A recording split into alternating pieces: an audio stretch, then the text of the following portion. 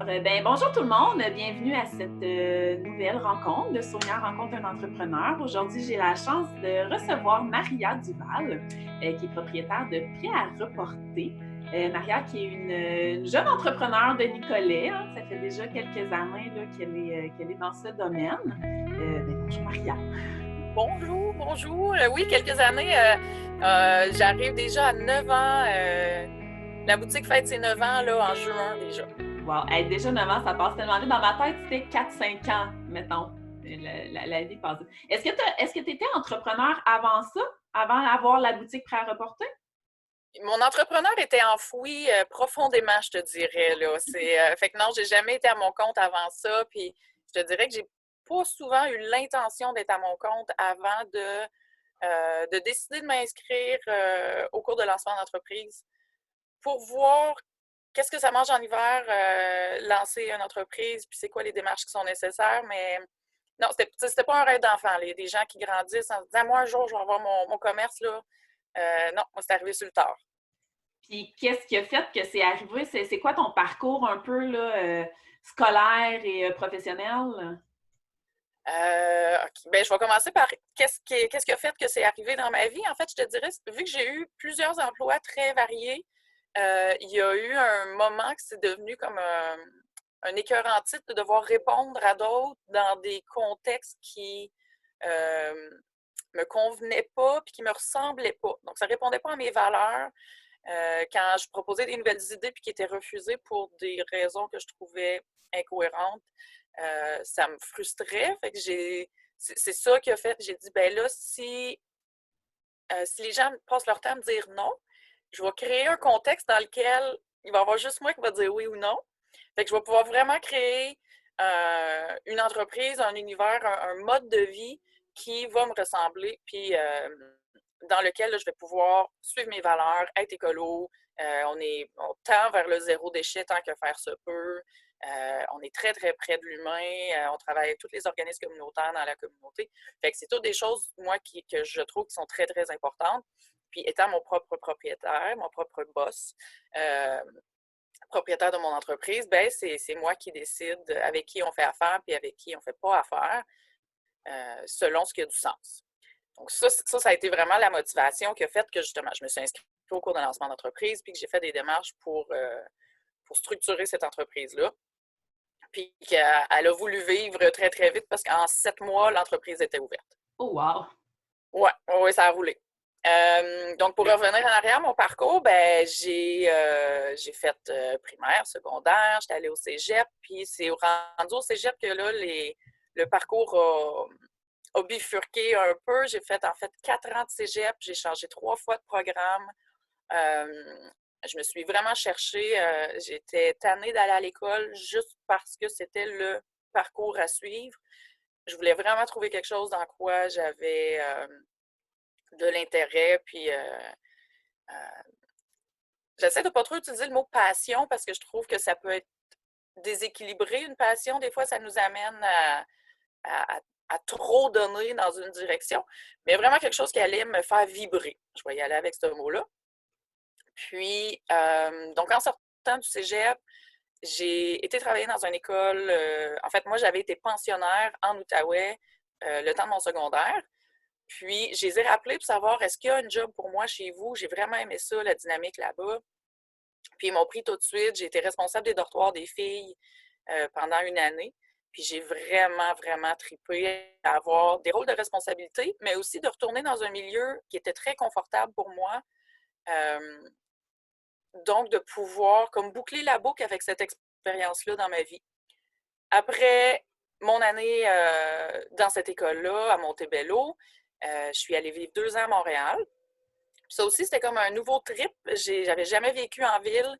J'ai appris à faire du vélo dans le trafic, puis à vivre vraiment, c'est ça, en ville. C'est quoi vivre dans un milieu plein d'asphalte, plein de béton. Puis après 2 ans, ben là aussi, j'étais saturée de béton, puis j'ai beaucoup, beaucoup aimé mon expérience. Les étés à Montréal sont extraordinaires. Ça va peut-être être moins dynamique cette année, mais peu importe. Puis c'est ça. Fait qu'après mon 2 ans, ben là, j'ai eu le goût de revenir en région à Nicolet, qui est vraiment la région que j'appelle chez moi, qui a toujours été mon nid douillet, mon camp de base. Et puis, donc, on est en 2010. Non, on est en 2007 que j'ai fait mon retour en région.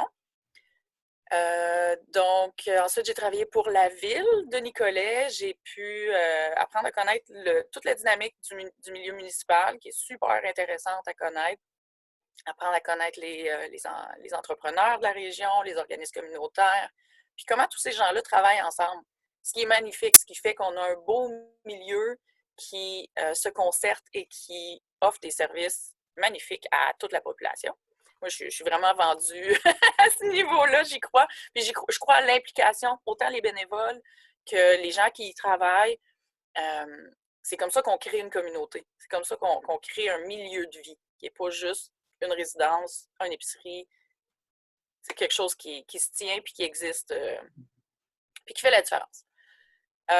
Donc, 3 ans à la ville, à peu près 3 ans, peut-être 2 ans et demi. Là, j'ai fait un autre gros voyage pour encore, un peu comme je disais, là, retourner aux sources, puis me retrouver, puis boucler la boucle d'une portion de mon passé. Donc, je suis retournée en Argentine, qui est le pays où je suis née. Et mes parents sont de la région ici. Mon père est Nicolet, ma mère est de Saint-Grégoire. Ils avaient accepté un voyage, un contrat. Donc, ils sont partis en voyage en Argentine. Puis moi, je suis née pendant ce contrat-là. Donc, à l'âge de 27 ans, je suis retournée en Argentine pour la première fois de ma vie. On avait quitté le pays, j'avais 3 mois. Donc, c'était plus une histoire dans ma vie qu'un vrai souvenir. Puis, ça m'a vraiment aidé à placer cette portion-là de ma vie, de mon passé, de voir c'est quoi la portion qui est québécoise, puis est-ce que j'ai des racines en Argentine? Fait qu'encore là, j'ai comme bouclé cette boucle-là, puis ça m'a permis d'encore plus m'enraciner ici à Nicolette, ici au Québec, parce que c'est ici que je voulais vivre. Puis c'est là que j'ai lancé les démarches pour l'entreprise. J'étais prête à passer une autre étape de ma vie. Ah, génial. Ça a été quoi les étapes justement que tu as faites? Tu parles du cours de lancement d'entreprise. Qui t'a amené vers ça? Qu'est-ce qui a fait de toi que tu as justement sorti ça de toi, l'entrepreneur, puis que tu as vu que tu avais les qualités pour pouvoir le devenir? Hein? Quelle question! Mais je pense que ça a été je parlais du milieu qui travaille beaucoup en concertation, puis vu que je connaissais déjà le Carrefour Jeunesse Emploi, puis au niveau de la MRC, le Centre local de développement à l'époque, Emploi Québec.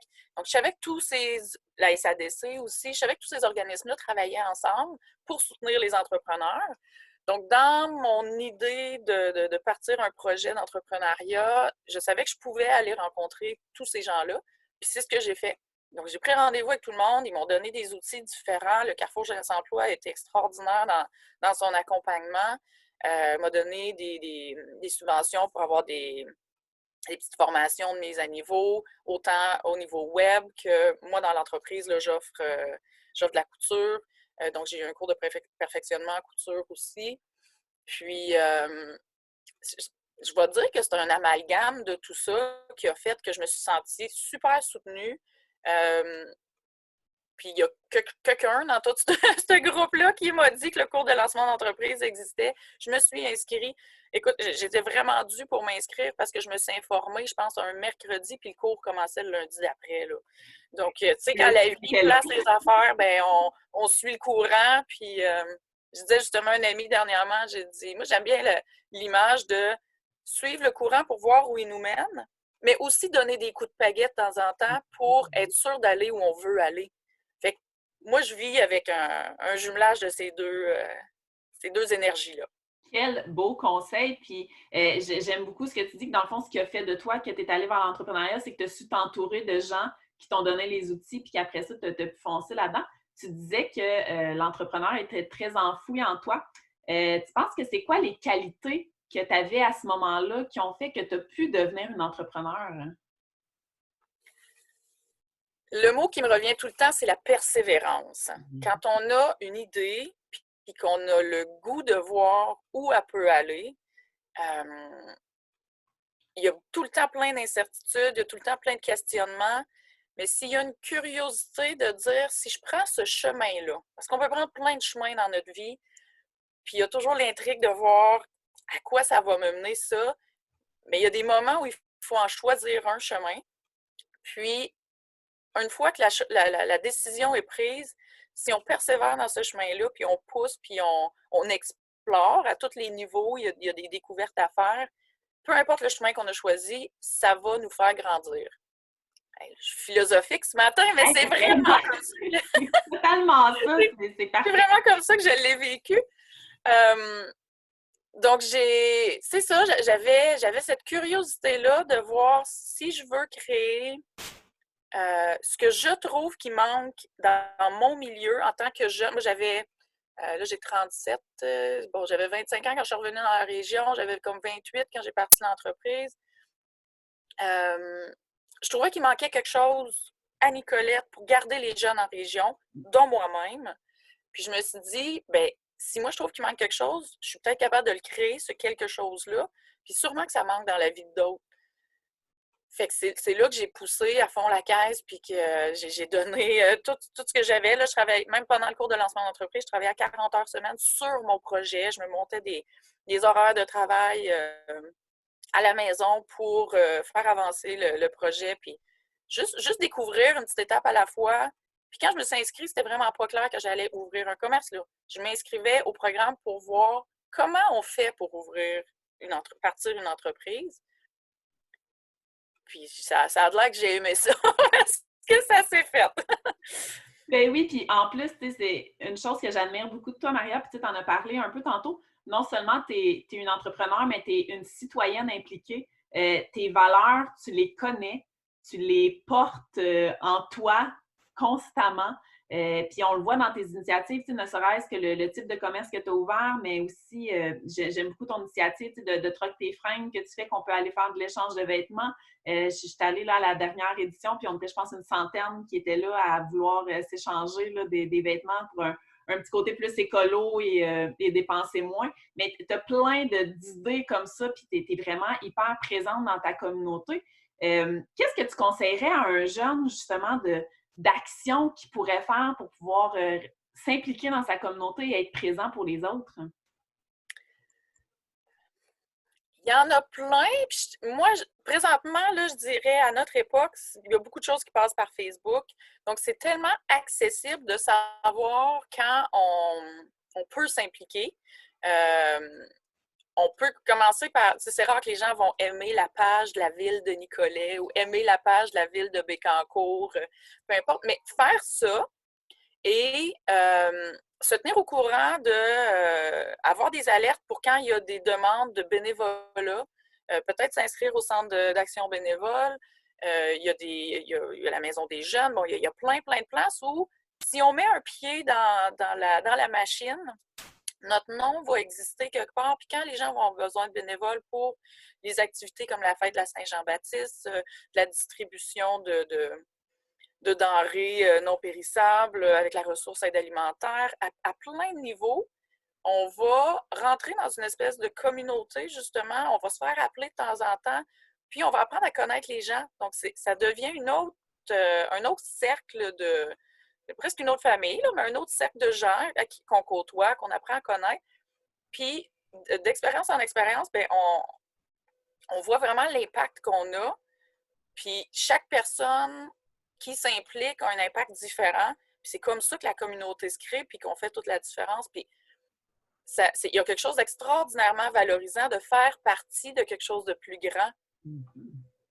Je commencerai par ça, de juste aller explorer, mettons, les gens de Nicolet, aller explorer la page Facebook de la ville de Nicolet, aller explorer le site Internet de la ville de Nicolet, puis cliquez sur des affaires, inscrivez-vous à des activités, allez rencontrer des gens que vous ne connaissez pas. Ça, c'est magique, là. C'est super épeurant sur le coup, et on va toujours faire des rencontres extraordinaires, puis moi et Sonia, je pense qu'on peut le dire, c'est comme ça qu'on s'est connus, dans une activité, devant une conférence, on s'est ramassés assis une à côté de l'autre, puis en 10 minutes, on avait l'impression d'être les meilleurs amis du monde.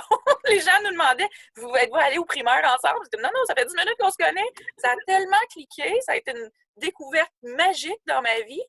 Puis ça, des découvertes magiques comme ça, on peut en faire à tous les jours, ou presque. Là. Des fois, ça devient épuisant. Là, on a le goût de prendre un break puis d'être seul chez nous, puis c'est correct aussi.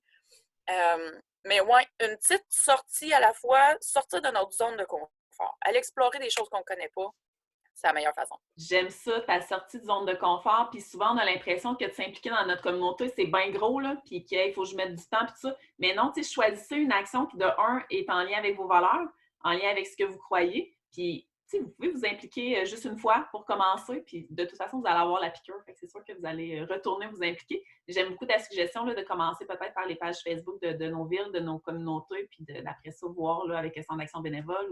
Et puis s'impliquer, c'est pas obligé non plus de se faire avec une grande organisation. Ça peut juste être qu'en ce moment, ben, d'aller tondre le gazon de son voisin parce qu'on sait qu'il est en confinement. Ça peut être de préparer des petits plats pour des familles qu'on sait plus défavorisées. Il y a tellement d'actions qu'on peut même faire de notre côté sans nécessairement que ce soit en lien avec une organisation, si on veut. Donc, et pour se pratiquer à rencontrer des gens qu'on ne connaît pas, là. Tu sais, le geste le plus simple, parce qu'il y a beaucoup de gens chez qui ça développe là, une anxiété, une angoisse profonde de faire les premiers pas. Pratiquez-vous à faire des sourires aux gens que vous croisez dans la rue. Il y en a qui ne vous répondront pas parce qu'ils vont être tellement gênés, ils vont être dans leur bulle, c'est correct, ça leur appartient. Mais ceux qui vont vous répondre, là, vous allez avoir changé leur vie, changé leur journée, puis c'est contagieux, là, vous allez leur sentir la petite magie qui se passe quand le sourire il revient. Puis après ça, il va y avoir d'autres gens qui vont vous faire des sourires, vous allez dire « Ah, c'est ça l'impact qu'eux ils ont sur moi, bien moi j'ai cet impact-là sur les autres. » Puis ça casse la glace. Et quand vous allez arriver dans un milieu où vous devez parler à quelqu'un, ça c'est la prochaine étape, bien, une fois que le contact est fait avec le sourire, la parole, elle part tout seul. C'est un très bon conseil. Puis, tu vois, moi, on s'est vu souvent là, dans des activités de réseautage entre entrepreneurs et tout ça. Puis, une des choses, je ne suis pas quelqu'un nécessairement de timide dans la vie, mais je suis quand même assez réservée. Puis, moi, justement, d'aller vers des gens, surtout quand les gens ils discutent déjà en groupe et tout ça, je me sens un petit peu moins à l'aise. Fait que souvent, ce que je fais quand je suis dans une activité de réseautage, et ça peut être quand vous êtes à l'école, tu sais, peu importe, c'est que je vais trouver une personne que je connais, je vais aller la voir, je vais dire présente-moi des gens. Qui toi tu connais ici? Va me présenter ces gens-là. Et là, en connaissant des nouvelles personnes, après ça, je dis à cette personne-là, toi, qui tu connais ici? Présente-moi des gens. Fait que ça devient facilitant à ce moment-là pour pouvoir rentrer en contact avec du monde. Fait qu'autant si on décide que ce soit en s'impliquant ou en entrepreneuriat ou à l'école, là, ça peut être une petite astuce intéressante. Oui, oui, puis se présenter, accompagner à une activité aussi. Si on est invité quelque part, on est un peu gêné. On amène un ami. Moi, j'ai déjà amené ma mère dans un gala. Ça fait des belles sorties. Ça donne une excuse pour s'habiller un petit peu plus chic cette journée-là. Oui, effectivement, c'est un bon point. Marianne, tu disais que ça fait 9 ans maintenant que tu es entrepreneur. C'est quoi la différence entre la Maria entrepreneur des 2 premières années et la Maria entrepreneur des deux premières puis des 2 dernières? La différence. Je me C'est pas le cas, la dans cet entrepreneur-là. Les 2 premières années, je dirais que l'entrepreneur était plus en recherche de plus dans l'incertitude, je dirais. Là. On ne sait pas si l'entreprise va fonctionner. On ne sait pas où donner de la tête au niveau de la publicité pour que les gens y viennent dans l'entreprise. Donc, c'est beaucoup, beaucoup d'incertitudes les premières années. Puis, on essaie de se faire connaître, de faire notre nom, que les gens nous fassent confiance. Ouais, c'est le mot incertitude qui revient beaucoup, beaucoup. Puis tu vois, même juste ma posture, je suis comme plus réservée, je pense. Au début, on a plus peur parce qu'on est un peu aux aguets. Là, on se lance dans quelque chose de complètement inconnu. Puis là, ben après, les épaules se relâchent.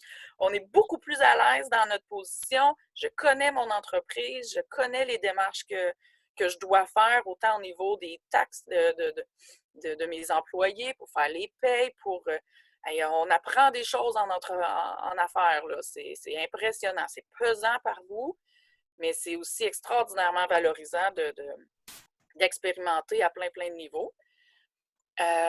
Donc oui, il y a une confiance qui s'installe, puis une certaine légèreté au niveau de, là, après 9 ans, mais je dirais, mettons, après les 5 premières années, bien, ça se place différemment pour chaque personne. Mais de dire, bon, moi, mon entreprise, là, elle roule, puis elle a le droit d'exister à l'extérieur de moi. C'est plus. Puis moi, je suis enregistrée, fait que c'est vraiment mon entreprise, c'est moi, là. Mais il reste qu'il y a quelque chose qui devient une entité à part, puis qui est plus léger dans le sens qu'on peut prendre des décisions qui vont faire que en tout cas, l'intention, là, entre avoir l'intention et vraiment l'installer, c'est deux choses, mais qui vont faire que l'entreprise, elle va pouvoir continuer à exister sans qu'on soit tout le temps là. Mm. Moi, avant la situation présente, là, on est en mai 2020 et puis, donc, on est en plein COVID, mais avant le COVID, j'avais 4 employés, la plupart à temps partiel. Et puis, il y avait beaucoup de journées ou beaucoup de moments où j'étais capable de m'éclipser pour aller faire autre chose. Il reste tout le temps de la comptabilité, plein de choses à gérer, mais aller à des activités de réseautage, me permettre de prendre des soirées off pour aller souper avec ma famille, souper avec des amis, avoir des fins de semaine complètes de congés, parce qu'on sait qu'être en affaires, c'est énormément d'heures et d'énergie. Euh, Puis, c'est ça. Fait qu'avec le temps, il y a quelque chose qui s'installe qui fait qu'on est beaucoup plus à l'aise avec cette machine-là qu'on a créée parce qu'elle est plus, tu sais, l'entreprise est plus mature, puis on est tellement plus mature dans ça. J'ai Bonne le goût réponse. d'arrêter là. D'accord. Fait que de ce que je retiens, c'est qu'au début, beaucoup d'incertitudes, de peur, un peu d'inquiétude, mais tu t'es lancé quand même et c'est le temps qui a fait que tu as pris confiance et que tu as pu être capable de dissocier l'entreprise de l'entrepreneur un peu parce que l'entrepreneur elle a besoin d'avoir une vie aussi en à côté, même si et que son bébé continue à grandir. Et c'est vraiment comme l'image d'un enfant qui part finalement de son Ouais. côté, même si tu restes impliqué. Ouais. Ça Je veux juste rajouter, je parlais beaucoup d'incertitude puis de peur justement au début. Il reste qu'il y a quelque chose de super énergisant dans le fait de se lancer dans quelque chose de nouveau. On se lance dans le vide, c'est un saut en parachute ou quoi que ce soit. Euh, mais on a cette confiance-là qu'il y a le parachute. T'sais, surtout quand on a un réseau extraordinaire comme tous les partenaires que je nommais tantôt, le Carrefour Jeunesse Emploi, SADC, la MRC, la ville de Nicolet, puis la famille, les amis, il y a plein de gens qui viennent s'impliquer dans nos affaires. Puis les clients font toute la différence. Il y en a des magiques qui nous soutiennent dans des journées plus difficiles aussi. Donc, tout ça nous amène quelque chose qui est très vivifiant. Là. On se sent très, très, très vivant quand on se lance dans ça. c'est le défi, puis oui, comme tu dis, c'est ça, la peur, l'insécurité, mais le défi est tellement challengeant, puis de voir, on n'a aucune idée de où est-ce que ça va nous mener, puis combien de temps ça va prendre avant de nous mener, puis il va falloir être persévérant, être acharné, ça va tout couler de soi. C'est toutes des données qu'on n'a pas, mais qui en même temps font la beauté de se lancer en affaires, je pense. Ça a été quoi, Maria, le plus gros défi que tu as vécu en tant qu'entrepreneur jusqu'à maintenant? Là, je pense que cette réponse-là aurait changé, ma réponse aurait été différente à tous les 6 mois là, dans mon vécu d'entrepreneur. Présentement, je dirais que le plus grand défi, ça a été de m'écouter, de me respecter, parce qu'il vient un temps qu'on est tellement convaincu qu'il faut tout faire pour que l'entreprise fonctionne qu'on s'oublie dans ça. Donc, puis je l'ai fait, là, il y a eu des périodes que j'ai trouvées très, très difficiles, je te dirais des années où je me donnais des missions, puis dans toute cette belle persévérance-là pour que ma mission vienne à être réalisée, là, à fonctionner, que j'oubliais de prendre soin de moi dans le parcours. Donc ça, c'est un grand, grand défi de se rappeler aussi, de se ramener à pourquoi on a parti de l'entreprise, c'est quoi notre mission d'entreprise, mais c'est quoi ma mission, moi, dans la vie. Puis ma mission première dans la vie, c'est d'être heureuse. Donc, si je me donne tellement dans un projet ou dans une lignée, puis que je suis plus heureuse, mais ça n'a plus de sens. Donc, il faut retrouver cette flamme-là qui fait qu'on a le goût de faire ce qu'on fait à tous les jours, puis de faire des choix, puis de couper à certaines places, puis donner plus d'énergie à d'autres. Ouais, aujourd'hui, c'est vraiment ça ma réponse. Là. Le plus grand défi, c'est de ne pas s'oublier, de ne pas donner toute la place à l'entrepreneur. Non, parce que tu es aussi une femme, tu es aussi plein d'autres choses, puis c'est important qu'il soit là. De trouver aussi, tu sais, des fois, la différence entre la persévérance puis l'acharnement, la ligne est très mince. Hein? Et quand on commence à sentir qu'on est dans l'acharnement, des fois, il faut être capable de s'écouter puis de virer de bord aussi. Donc, Renoncer, lâcher prise, écrire, on respirer. n'aime pas ça, mais Ça se travaille fort. Moi, le mot renoncer, là, je l'ai eu en arrière-plan pendant presque une année sur mon ordinateur pour apprendre à l'amadouer. Amadouer, c'est le C'est bon ça. mot pour ce mot-là. Ouais, amadouer, la renonciation. C'est très, très beau ça. Est-ce que tu crois, Maria, qu'on doit être bon à l'école pour être un bon entrepreneur? Et non, j'ai plein d'amis qui sont entrepreneurs qui ont détesté leur parcours scolaire. Moi, quand je pense à des entrepreneurs, là, ce qui me vient en tête, c'est vraiment un peu une tête dure, je te dirais. Donc, ça veut dire si tu ne fites pas, c'est un anglicisme, mais si tu ne cadres pas dans le milieu scolaire, il reste que notre milieu scolaire, au Québec, on est super choyé d'avoir accès à de l'éducation à plein de niveaux. C'est magnifique. C'est souvent un système. Donc, plein d'humains ne peuvent pas tous rentrer dans ce système-là et se sentir à l'aise dans ce système-là. Donc, c'est normal qu'il y ait des gens qui ne fonctionnent pas dans cette façon-là d'apprendre, d'évoluer, etc. Donc, c'est de trouver sa façon d'apprendre, sa façon de continuer à avancer. Qu'est-ce qui nous rend curieux? Qu'est-ce qui nous fait du bien? Puis la plupart des entrepreneurs ont je reviens avec la tête dure, mais cette volonté-là de créer quelque chose qui leur ressemble, qui peut passer par toutes sortes de parcours. OK. Donc, c'est pas parce que je suis pas bon en français, en maths ou des trucs comme ça que ça veut pas dire que je deviendrai pas un entrepreneur dans la vie. Il y a d'autres qualités, par contre, que je peux développer, que je peux avoir. Toi, je sais que tu en as plein de celles-là. Tu en as parlé tantôt, ta persévérance, l'adaptabilité aussi, hein, d'être capable de se virer de base sur un scène. Mais en ce moment, on le voit avec la situation, c'est ce qui fait la force des entrepreneurs, c'est ce qui fait la force de notre Québec. Je crois en ce moment, les gens qui sont capables de se tourner de bord. Je ne peux pas m'empêcher, Maria, de faire un petit aparté en lien avec tes valeurs et tout ça. On jase souvent d'écologie ensemble, de récupération et de tout ça. Avec la situation actuelle, on entend parler beaucoup d'autosuffisance, de ramener, là, on a vu que la pollution était diminuée beaucoup, d'aller vers des achats plus locaux, des achats plus est-ce que j'en ai vraiment besoin? Ma phrase préférée dans la dernière année.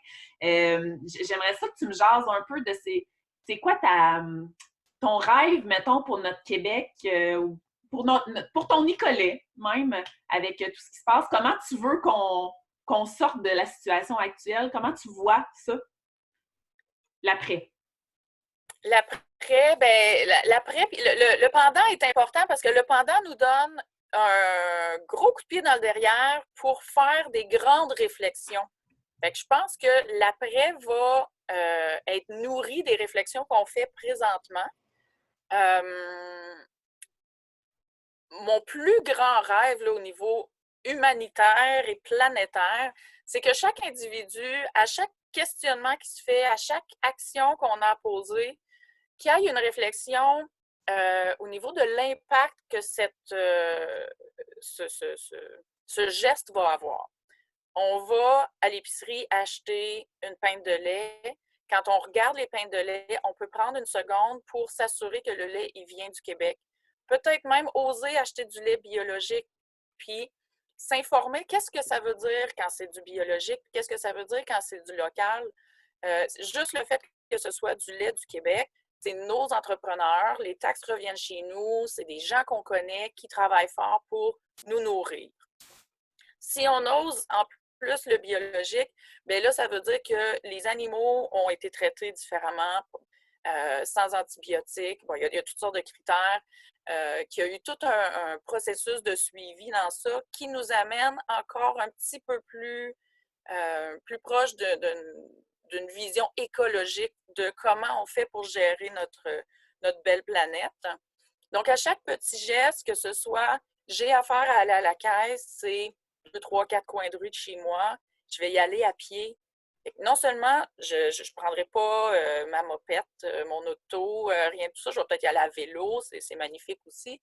Donc, il va y avoir une portion qui va peut-être faire que je vais croiser des gens pour faire des sourires. Je vais prendre l'air, je ne vais pas polluer, puis je vais découvrir des bâtisses que quand on passe en voiture, ben, on passe vite, on ne voit pas tout. Puis le fait de marcher, on découvre plein de choses. Donc, chaque petit... Tu sais, là, c'est deux exemples, mais dans tout ce qu'on fait à tous les jours, si on prend le temps, à chaque journée, il y a une action qu'on fait en pleine conscience, puis on prend le temps de penser à c'est quoi les répercussions de cet objet-là, de cette action-là. Et moi, je pense qu'on va évoluer à vitesse grand V, puis on va faire une grande, grande différence, puis on va avoir beaucoup plus de compassion pour ce qui se passe autour de nous, les gens autour de nous, l'environnement autour de nous, notre communauté. C'est exponentiel. Ce que j'aime de ton conseil de prendre les choses en pleine conscience, d'avoir de savoir l'impact que notre décision, la moindre petite décision qu'on prend a un impact dans la vie, qu'elle soit positive ou négative. Et ça se transfère très bien à l'entrepreneuriat. Donc, si déjà, dans ma vie personnelle, je suis capable d'évaluer l'impact de mes décisions, la plus minime soit-elle, une fois que je vais être en affaires, je vais avoir encore plus cette conscience-là, puis la conscience même de sourire aux gens. Je viens peut-être me trouver un nouveau partenaire d'affaires, puis je ne suis même pas conscient. Souvent, on va dire que les gens aussi vont acheter l'entrepreneur avant d'acheter le produit. Les gens vont, si t'aiment, ils ont plus de chances que tu les gardes comme client, peu importe qu'est-ce que tu fais. Fait que c'est un conseil, je trouve, qui se transmet bien à l'entrepreneuriat aussi, qui montre encore à quel point que tu es intègre dans tout ce que tu es. J'essaie fort, fort, fort. Puis c'est tellement vrai que les gens, on aime les gens, on aime s'attacher à une histoire, à une personnalité, à créer des liens. Puis après 9 ans en affaires, moi, ma boutique, elle s'appelle Prêt à reporter. Bon, on n'en a pas vraiment parlé encore, mais c'est une friperie. On a le service de couture, on a une buanderie, on a des livres. Donc, on a beaucoup, beaucoup de services. Il reste, c'est ça, après 9 ans, il y a encore plein de gens qui ne savent pas le nom de mon entreprise parce qu'ils viennent chez Maria. C'est ce que j'allais dire. Moi, je vais chez Maria. Je ne vais pas chez Prêt à reporter, je vais chez Maria. Puis il y a quelqu'un la semaine dernière qui me demandait c'est quoi ton nom? J'ai dit, ben c'est Maria. Ah, ben comme le nom de l'entreprise. J'étais comme, ben non, c'est pas le nom de l'entreprise, en fait.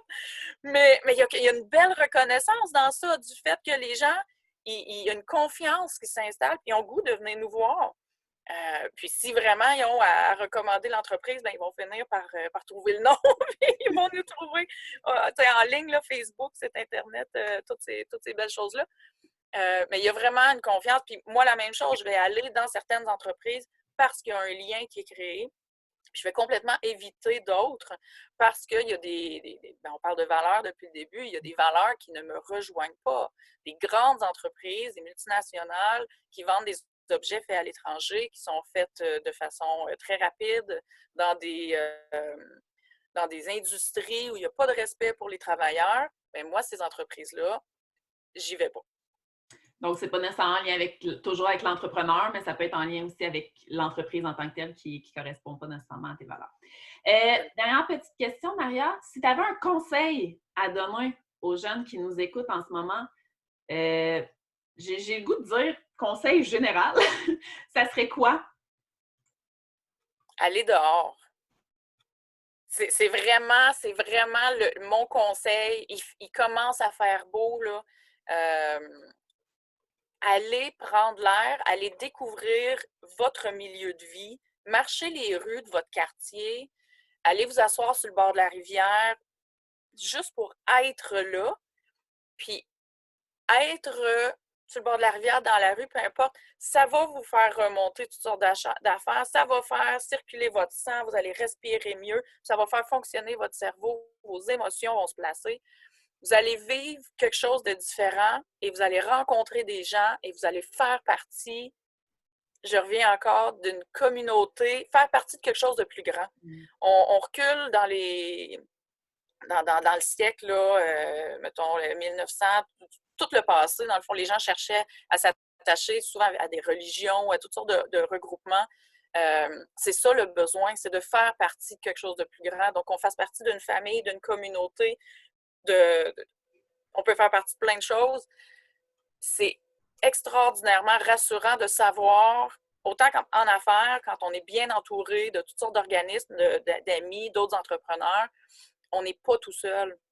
Mais ça s'applique dans notre vie de tous les jours aussi, de faire partie de quelque chose de plus grand, autant qu'on fait partie de la nature. Quand on va s'asseoir, comme je disais, dans un parc ou dans le gazon sur le bord de la rivière, on va prendre une marche dans un rang, on voit les agriculteurs au travail, on fait partie de tout ça. Ça nous donne ça redonne notre place dans la société. C'est beau, j'aime ça, une espèce de prendre conscience qu'on fait partie d'un tout, qu'on est un petit grain de sable dans le reste, mais que tous les petits grains de sable ensemble, on a notre raison d'être puis nos impacts. Donc, que vous ayez 12 ans, que vous en ayez 60 ou qu'on en ait 35, on fait partie de tout ça. Puis, oui. Très beau conseil. Hey, merci beaucoup, Maria, pour ton temps. C'était vraiment hyper intéressant. Je sais que je peux jaser des heures et des heures avec toi. On va devoir arrêter ça là. Si jamais il y en a qui ont des questions, n'hésitez pas, vous pouvez là, les poser en commentaire. Je vais me faire un plaisir de les transmettre à Maria et quand elle aura le temps, elle se fera un plaisir d'y répondre, je suis sûre et certaine. Puis en attendant, vous pouvez aller la visiter. Hein? Elle est à Nicolet et elle est passionnée. Fait que c'est sûr que vous allez craquer pour Maria. Fait qu'allez faire un tour chez Maria ou prêt à reporter. Vous devriez vous retrouver à la même adresse. Ça devrait être vraiment dans le même, quoi. Merci Sonia!